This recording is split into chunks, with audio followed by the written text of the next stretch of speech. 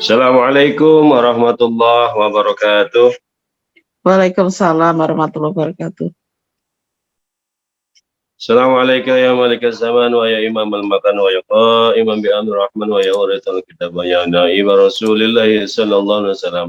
Ya man minas sama'i wal ardi aidatuhu ya man ahla waqti kulluhuma aidatuhu ya man yunazzalu ghawthu bi da'watihi wa yudaru daru bi barakatihi wa rahmatullahi wa barakatuh. Al-Fatihah. أعوذ بالله من الشيطان الرجيم بسم الله الرحمن الرحيم الحمد لله رب العالمين الرحمن الرحيم مالك يوم الدين إياك نعبد وإياك نستعين صراط مستقيم صراط الذين أنعمت عليهم غير المغضوب عليهم ولا الضالين بسم الله الرحمن الرحيم الحمد لله رب العالمين اللهم صل وسلم على سيدنا محمد wa ala alihi wa sahbihi ajmain ilahi anta maqsudi radhaka matubi'atini muhabbataka wa ma'rifatak kehadapan kanjeng Nabi Muhammad sallallahu alaihi wasallam dan seluruh ahli silsilah Thariqah Qadir Naqsyabani wal Suriyalaya, khususnya Pangursa Guru Agung, Pangursa Abah Aos, dan seluruh alim ulama, para asatidz, para ustadz semuanya, khususnya para wakil talqin Pangursa Abah Aos yang dimuliakan. Yang saya hormati ikhwan dan akhwat yang hadir sore hari ini, semoga kita semuanya selalu diberikan kesehatan yang sempurna, dilancarkan segala urusannya, dikabulkan setiap hajatnya, diberikan putra-putri yang soleh dan solehah, suami atau istri yang soleh dan solehah, dan seluruh hajat kita dikabulkan untuk kepentingan dunia dan akhirat. Amin ya rabbal alamin. Dan untuk guru kita yang sebentar lagi akan berulang tahun, semoga usia beliau dipanjangkan, usia dunianya untuk kebaikan kita semuanya, terus ditambahkan karomahnya, kemuliaannya untuk kepentingan para murid-muridnya. Ikhwan dan akhwat yang dimuliakan oleh Allah, tak lupa Umi Syahid, Ibu Kartini, Ibu Wahyuni, Teh Susi yang selalu menyertai kita semuanya di manaqib online sedunia ini. Mudah-mudahan trio ini selalu diberikan kesehatan yang sempurna, diberikan kesabaran atas semua tantangan yang dialami dalam rangka menjalankan kesukaannya para ahli silsilah, kesukaannya kesukaan daripada guru kita semuanya, yaitu manaqib baik yang online maupun yang offline. Mudah-mudahan semua yang terjadi adalah bagian daripada amaliyah yang akan menjadi investasi dunia dan akhirat. Dan tentunya kehadiran para ikhwan semuanya adalah sebagai sebuah bukti bahwa kita semuanya adalah murid-murid Abah yang terus belajar bagaimana meningkatkan kualitas diri untuk terus menjadi para pecinta kesucian jiwa.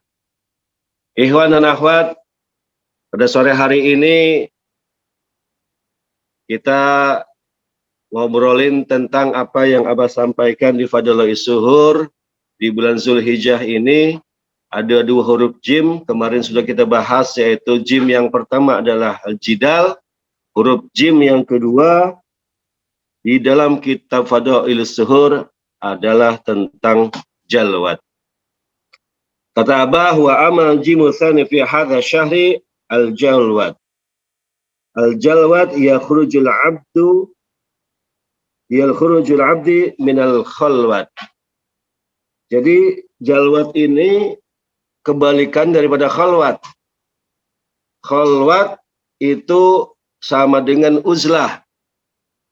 Keluar dari kebiasaan, terputus dari hubungannya dengan makhluk yang lain, dengan muamalah dengan sesama manusia. Kalau sekarang kebalikannya. Jalwat adalah khurujul abdu minal khalwat. Keluarnya seorang manusia dari kesendirian. Jadi jalwat itu dalam pemahaman saya adalah kita keluar dari kesendirian yang kemudian kita berkumpul dengan makhluk yang lainnya untuk melaksanakan muamalah secara normal. Artinya bahwa yang namanya jalwat ini adalah sebuah perintah sesungguhnya. Khalwat itu bukan tidak penting. Khalwat itu adalah bagian daripada suluknya seorang salik dalam rangka untuk mendapatkan pemahaman, mendapatkan pengetahuan tentang hal-hal gaib yang berkaitan dengan pengetahuan tentang Allah. Nah, disinilah kemudian lebih jauh Abah menjelaskan bahwa wal muradu biha ay bil jalwat huna al khalwatu fiha ay fil jalwat. Jadi Abah menegaskan juga bahwa yang dimaksudkan dengan jalwat di sini adalah khalwat fil jalwat. Ini adalah istilah yang pernah diceritakan oleh seorang mursyid dari Manchester, Syekh Muhammad Ad-Dabbagh dari Thariqah Muhammadiyah. Mursyidnya adalah Syekh Ad-Dabbagh. Syekh Ad-Dabbagh ini dalam suatu kesempatan bercerita tentang khalwat fil jalwat. Khalwat fil jalwat ini adalah istilah yang digunakan oleh Thariqah Naqsyabandiyah, di mana oleh Syekh Bahauddin An-Naqsyabandi, khalwat fil jalwat ini disebutnya adalah khalwat darul juman. Ini bahasa Persia yang kemudian diterjemahkan menjadi khalwat fil jalwat. Artinya bahwa Abah Aos menerangkan tentang jalwat ini sesungguhnya adalah khalwat itu sendiri. Tetapi khalwat yang dimasukkan adalah khalwat dalam keramaian. Kita belajar sendiri di tengah-tengah keramaian manusia. Nah, lebih jauh Abah mengatakan bahwa al-khalwat fil jalwat kas-samaki fil bahri. Ini Abah mengutip perkataan Abah Anom, qala Sayyid Syekh Ahmad Shahib wa Tajil Arifin radhiyallahu an, al-khalwat fil jalwat kas-samaki fil bahri. Jadi mengutip perkataan Abah Anom tadi, Abah tuliskan dalam kitab Fadauli Suhur bahwa yang namanya jalwat itu, yang namanya khalwat fil jalwat itu kas-samaki fil bahri. Diumpamakan seperti seekor ikan di lautan. Artinya bahwa ini menjelaskan tentang bagaimana kita semuanya belajar. Kita tetap berada di tengah-tengah keluarga kita, berkumpul dengan anak dan istri. Kita berkumpul dengan tetangga, bermuamalah dengan tetangga. Kita pergi ke kantor. Kita pergi kemanapun tempat bisnis kita, dimanapun kita mendapatkan rezeki dunia itu, disitulah sesungguhnya kita harus melaksanakan khalwat. Khalwat kita, kesendirian kita, itu di tengah-tengah aktivitas manusia secara normal. Nah, jadi Abah tidak menganjurkan, tidak memerintahkan sepemahaman saya sejauh ini, Abah tidak memerintahkan supaya murid-muridnya pergi melaksanakan uzlah.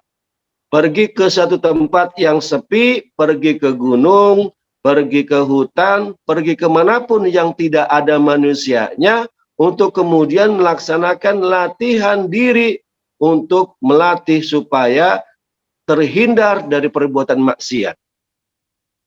Itu yang tidak diperintahkan, yang tidak dianjurkan oleh pangusaha Abah Aos. Karena Abah pernah bercerita bahwa Abah itu pernah merencanakan untuk melaksanakan khalwat sama seperti khalwatnya thariqah-thariqah yang lain. Berdiam diri di dalam kamar untuk beberapa hari, tidak ada aktivitas apapun, tidak ada ngobrol dengan manusia, tidak ada bercanda, itu hanya berdiam diri di dalam kamar, bertafakur, berzikir, dan melaksanakan ibadah-ibadah yang lain. Nah, Ketika sampai di Suryalaya, kemudian Abah mendapatkan teguran dari Pangeran Abah Anom. Kholwat mah lain gitu atuh. Kholwat mah bukan begitu. Kholwat mah bukan ke gunung. Ke gunung itu tantangannya hanya nyamuk dan makhluk halus saja. Kalau mau kholwat itu harus ke Jakarta yang tantangannya melebihi nyamuk dan makhluk-makhluk halus. Nah, ini yang kemudian dijelaskan oleh Pangeran Abah Anom, al-khalwat fil jalwat kasamaki fil bahri. Bahwa ketika Abah Aos ditantang untuk melaksanakan khalwat ke Jakarta, itu artinya apakah amaliyah yang dilaksanakan, yang dilatihkan selama ini, itu terpengaruh atau tidak, terkontaminasi atau tidak oleh wilayah-wilayah maksiat yang ada di perkotaan. Godaan-godaan yang ada di tengah-tengah kota, itu apakah akan menyebabkan seseorang terganggu atau tidak? Apakah Abah As terganggu atau tidak dengan godaan-godaan kota metropolitan? Sementara kasamaki fil bahri itu bahwa hakikat ikan walaupun dia berada di lautan, dagingnya tidak terpengaruh dengan keadaan sekitarnya. Lautan itu di dalamnya ada minyak, di dalamnya ada sampah, airnya rasanya asin, tetapi ikan itu sendiri dagingnya tidak terpengaruh dengan apa yang ada di luar dirinya. Dia tetap tawar, tetap enak untuk dimakan. Bagaimana Abah menjelaskan bahwa kita semuanya dengan jalwat ini, dengan keramaian ini, kita tetap terkoneksi dengan Allah. Kita tetap berkhalwat dengan Allah. Sehingga kemudian Abah menetapkan 129 detik ketika melaksanakan khafi, itu sesungguhnya adalah bagian daripada riyadah khalwat fil jalwat. Kesendirian beruzlah di tengah keramaian, latihannya adalah kemudian ketika kita melaksanakan zikir khafi setelah kelanjutan daripada zikir jahar kita. Nah, kemudian Abah juga mengutip salah satu perkataan ulama bahwa jalwat yang dimaksudkan di sini adalah kun fid dunya bi badanika wa fil akhirati fi qalbika. Ini Abah mengutip kalimat ini. Hiduplah kalian di dunia ini bi badanika, dengan badanmu, wa fil akhirati fi qalbika. Tapi urusan akhirat itu dengan hatimu, dengan kalbumu. Perkataan Abu Bakar Al-Qadani ini dikutip oleh Pangersa Abah, dituliskan dalam kitab Fadailus Zuhur, bahwa kita semuanya untuk kemudian memaksimalkan potensi diri kita untuk bermanfaat bagi orang lain, supaya kemudian muamalah kita itu lebih luas jangkauan. Kita diperintahkan untuk hidup di dunia ini dengan badan kita, dengan kemampuan jasmani kita, dengan pengetahuan kita. Intinya bahwa kemudian kita diminta untuk terus berusaha bagaimana kita tetap hadir di tengah-tengah keluarga kita, di tengah-tengah masyarakat kita, sehingga kemudian apa yang dilakukan dalam tubuh kita, dalam kolbu kita, itu terasa hasilnya setidaknya bagi dirinya dan keluarganya. Jadi yang dimaksudkan di sini adalah jangan sampai sudah lama melaksanakan zikir, sudah lama melaksanakan manakib, tetapi tidak ada hasil yang terasa langsung dirasakan oleh dirinya atau keluarganya. Minimal itu saja. Khalwat fil jalwat di sini adalah melatih untuk kemudian kita berintrospeksi diri. Apakah riyadoh kita selama ini itu memberikan hasil atau tidak? Apakah perbuatan kita itu perbuatan yang sudah mengikuti aturan Allah atau tidak? Apakah lidah kita, ucapan kita adalah kalimat-kalimat yang baik, kalimat-kalimat yang positif yang keluar, atau kalimat-kalimat perkataan yang menyakiti orang lain atau tidak? Ini yang dimaksudkan. Yang saya pahami daripada hidup di dunia dengan badanmu dan akhirat dengan hatimu adalah seperti itu. Bagaimana kita bisa merasakan kebahagiaan akhirat kalau di dunia kita tidak melakukan kebaikan. Kebaikan-kebaikan di dunia inilah yang nantinya akan menjadi bekal kita hidup di akhirat dengan perasaan bahagia, dengan keridhaan Allah. Inilah yang kemudian yang saya pahami daripada fil jalwat ini. Huruf jim yang kedua dari bulan Zulhijjah yang dimaksudkan adalah jalwat. Jalwat di sini adalah khurujul abdi minal khalwat. Keluarnya seorang hamba dari kesendirian. Harus kumpul. Maka kemudian manakib ini adalah bagian daripada jalwat kita, bagian daripada khalwat kita fil jalwat. Kita melaksanakan silaturahmi, kita melaksanakan zikir bersama. Itu adalah dalam rangka untuk menguatkan khalwat kita di tengah keramaian kita. Riyadoh ini yang kemudian harus diterapkan dalam kehidupan sehari-hari.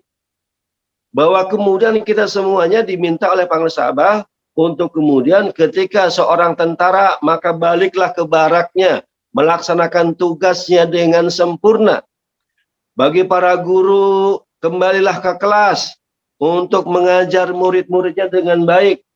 Para petani ambil cangkulnya kembali ke ladang, kembali ke tanah untuk menjadi petani yang baik. Karena keseimbangan itu penting menurut Abah.